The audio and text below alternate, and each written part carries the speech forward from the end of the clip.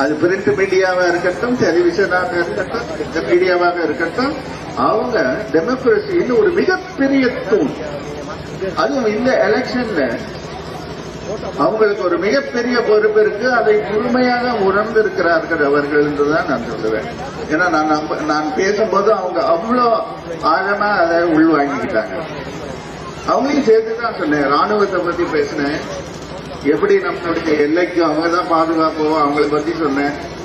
இது நிறைய தடவை சொல்லியிருக்கேன். நம்மளுடைய பெருமதிப்புக்குரிய காவல்துறையினரை பத்தி சொன்னேன்.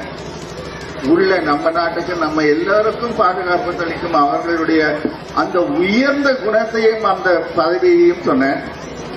அதே போல அரசியல்வாதிகளுக்கும் தலைமை பொறுப்பு ஏற்பவர்கள், ஆளுமையை வேண்டுபவர்கள் சுயநலத்துக்கு அப்பாற்பட்டவர்களாக இருக்க வேண்டும்.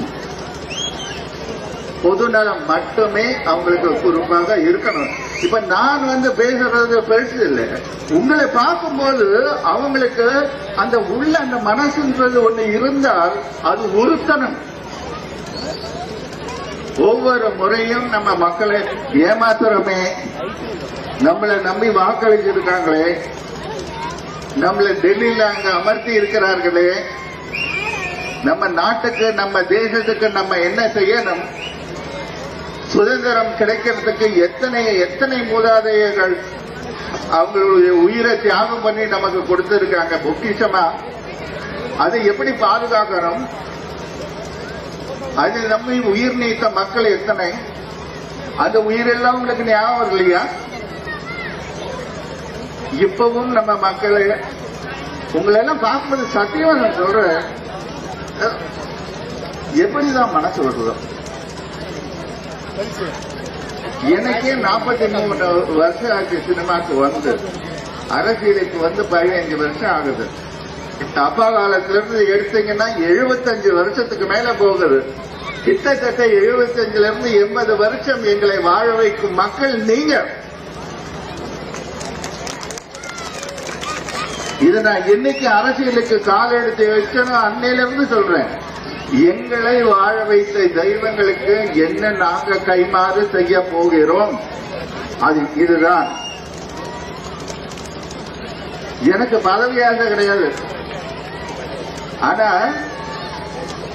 பதவி ஆசை மட்டும் இருந்தால் பத்தாது, திறமையும் வேணும், நல்ல மனமும் வேணும், குணமும் வேண்டும், தாராள மனசு வேண்டும். இதெல்லாம் ஒருங்கிணைந்து அந்த ஒரு தலைவர் இருக்கும்போது, மக்களுடைய நிலையை அறிந்து உணர்ந்து செயல்படும் போது பதவி மோகம் விலகிடும், மக்களுடைய சேவை பெருகிடும். சில பேருக்கு 10 வருஷம் தாண்டிட்டா ஒரு ஃபேட்டிக் வரும், டயர்ட்னஸ் வந்துடும். அதுக்கு மேல இருக்கக்கூடாது பதவியில. இளைஞர்கள் வரணும், புதியவர்கள் வரணும், திறமையானவர்கள் வளரணும். எப்படி விஞ்ஞானம் வளருதோ அந்த மாதிரி நாடும் வளரணும். அதுக்கு ஈக்குவலா வளரலன்னா மக்கள் எப்படி வளர முடியும்? வேலை வாய்ப்பு பெருக வேண்டும். விலைவாய்ப்பு பெருகுனா என்ன யூஸ்? வேலை வாய்ப்பு இல்லைன்னா என்ன யூஸ்? எப்படி சமாளிப்போம்? சம்பளம் உயர்த்தலைன்னா எப்படி சமாளிப்போம்? எல்லாம் கார்பரேட்டுக்கு போச்சுன்னா மக்கள் என்ன கதி ஆவாங்க? என்னங்க இது? இதுக்கா நமக்கு சுதந்திரம் கிடைச்சது? இதுக்கா நமக்கு உயர் நீத்தார்கள் நம்முடைய மூதாதையர்? சுதந்திரம் கிடைச்ச வெள்ளையன் எல்லாம் வெளியே அமிச்சாச்சு. ஆனா இங்கேயே இருக்கும் இந்தியர்கள், பொறுப்பில் இருக்கும் இந்தியர்களை பதவியை விட்டுதான் நம்ம வெளியே அனுப்ப முடியும். நாட்டை விட்டு வெளியேற்ற முடியாது. அவங்க வரலாம், பேசலாம், போகலாம். ஆனா உங்களுடைய உள் மனதுக்கு தெரியும் யாருக்கு வாக்களிக்க வேண்டும் என்று. அந்த மை வைக்கிறாங்கல்ல, அராஜகத்துக்கும் ஆட்டோகிரசிக்கும் டெமோக்ரசி தேவைன்னா அந்த இம்பீரியலிசத்துக்கும் ஒரு முற்றுப்புள்ளி வைக்கும் அந்த மை உங்ககிட்ட இருக்கு. உங்களுடைய அந்த பலத்தில் இருக்கு. அதனால்தான் இபிஎஸ் அவர்கள் சொன்னாங்க, ஓங்கி அடிங்கன்னு. அதோட அர்த்தம் என்ன? அந்த ஒரு விரலால், அந்த மை வைக்கும் விரலால் உங்களால் இந்தியாவை, அதனுடைய எதிர்காலத்தை, மக்களுடைய எதிர்காலத்தை, உங்களுடைய எதிர்காலத்தை, நம்மளுடைய எதிர்காலத்தை மாற்ற முடியும். அந்த பவர் உங்ககிட்ட இருக்கு. அதை நான் சொல்லிட்டு வந்தேன். அதை விலை கொடுத்து வாங்க முடியாதுங்க. உங்க பணம், உங்களுடைய மனம், உங்க வாழ்க்கை, அது உங்க பணத்தை உங்ககிட்டயே கொடுத்து உங்க வாழ்க்கையை உங்ககிட்ட பறிக்க முடியுமா? இது என்னையா நியாயம்? நம்ம குழந்தைங்களுடைய எதிர்காலம் என்ன ஆகுறது? நம்ம மக்களுடைய எதிர்காலம் என்ன ஆகுறது? என்ன விட்டா நான் பேசிட்டே இருப்பேன், இங்கிருந்து போவானு. ஆனா இன்னொரு பாயிண்ட்டுக்கு போகணும்ட்டு என்ன சொல்லிட்டே இருக்காங்க. நான் என்ன சொல்றது, உங்களோட அன்பா கேட்டுக்கிறத பாருங்க. அந்த பிள்ளைங்க எல்லாம் பாருங்க, இவங்களுடைய எதிர்காலத்தை நோக்கணும், உங்களுடைய நிகழ்காலத்தையும் பார்க்கணும். அனைவரும் வளமாக வாழ வேண்டும். அதற்கு என்ன செய்யணுங்கிறதுக்கு நம்ம இரட்டை இலை சின்னத்துல வாக்களிங்க.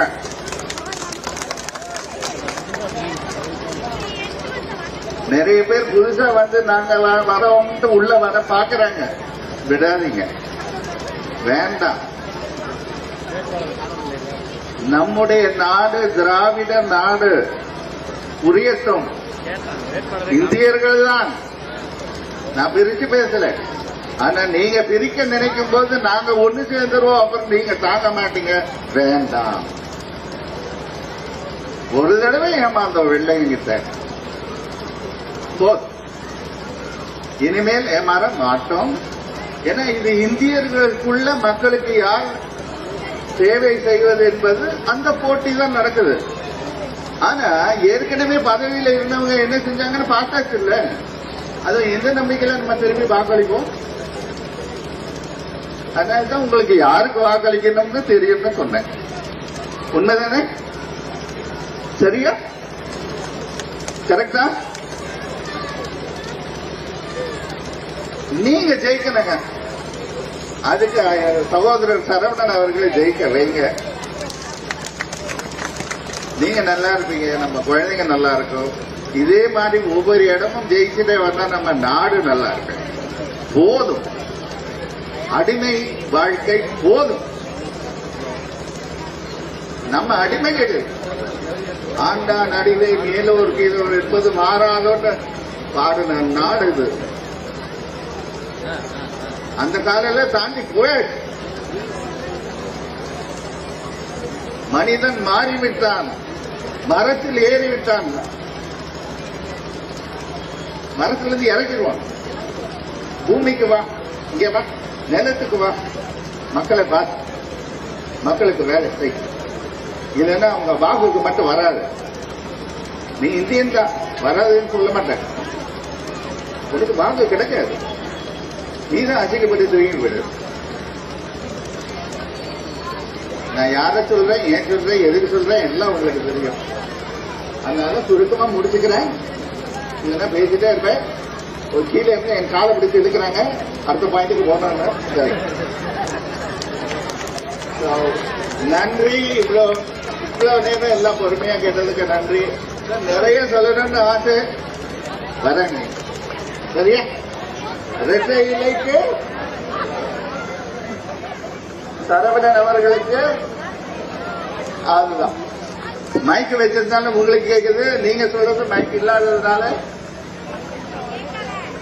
இன்னும் தெளிவா கேட்குது. நன்றி, வணக்கம்.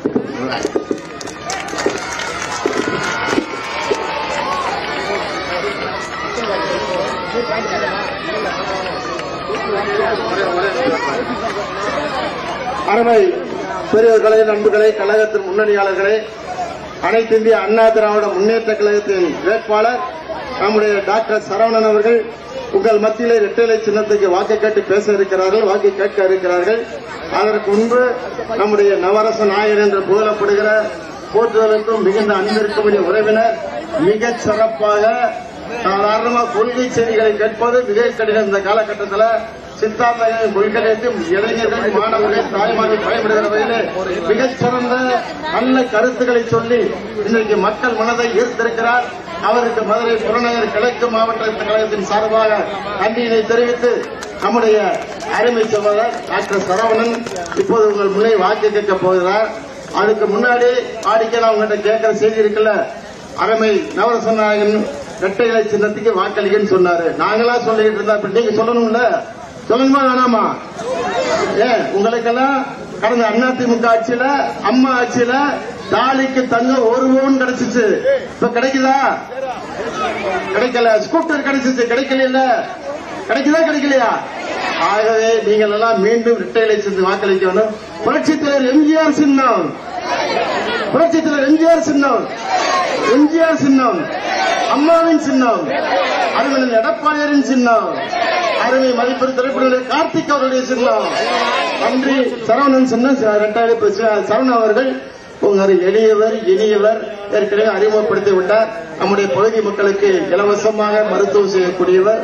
ஆகவே அந்த இனியவரை, எளியவரை ஒவ்வொரு தொகுதிக்கும் இலவசமா ஆம்புலன்ஸ் கொடுக்கிற உறுதியை கொடுத்திருக்கிறவரை, குடிநீர் லாரி கொடுக்க சொல்லியிருக்கிறார் அருமை டாக்டர் சரவணன் உங்கள் மத்தியிலே எடப்பாடியாரின் சின்னமா இரட்டை இலை சின்னத்துக்கு வாக்கு கேட்டு இப்போது பேசுவார்.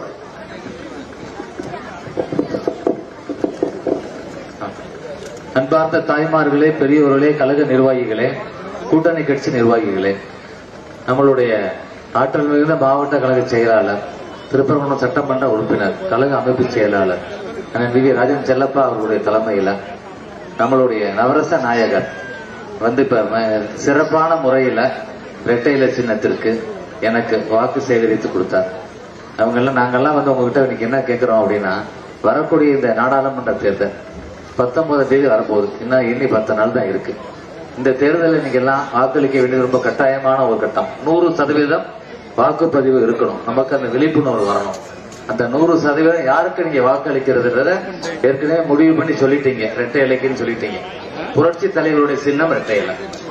உங்களுக்கு எத்தனை எண்ணற்ற திட்டங்களை தந்திருக்கிறாங்க புரட்சி தலைவி அம்மா அவர்கள். அவங்களுடைய சின்னம் இரட்டை இலை. ஐயா எடப்பாடியாருடைய சின்னம் இரட்டை இலை.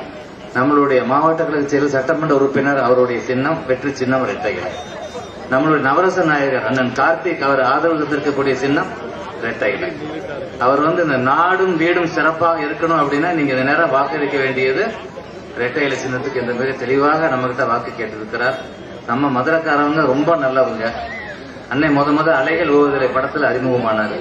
இன்னைக்கு அவர் உருவாக்கி இருக்கிற அந்த அலை இரட்டை இலை அலை 19ல மிக சிறப்பாக அந்த அலை அடிச்சு ஜூன் 4ஆம் தேதி எண்ணற வரைக்கும் அந்த அலை ஓயவே கூடாது.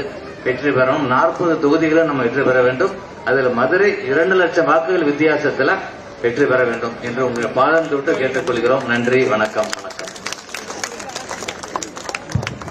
நன்றி நன்றி. சிறப்பான முறையிலே உரையாற்றிய நவரச நாயகன் கார்த்திக் அவர்களுக்கும் எங்கள் இதயபூர்வமான நன்றியை தேர்தல் பணிக்குழு சார்பாக தெரிவித்து இதோ வந்து கொண்டிருக்கிறார் நமது வெற்றி நாயகன் டாக்டர் சரவணன் அவர்கள். இந்த வீடியோ உங்களுக்கு பிடிச்சிருந்தா ப்ளீஸ் லைக் அண்ட் ஷேர் பண்ணுங்க. மறக்காம எங்க சேனலை சப்ஸ்கிரைபும் பண்ணுங்க.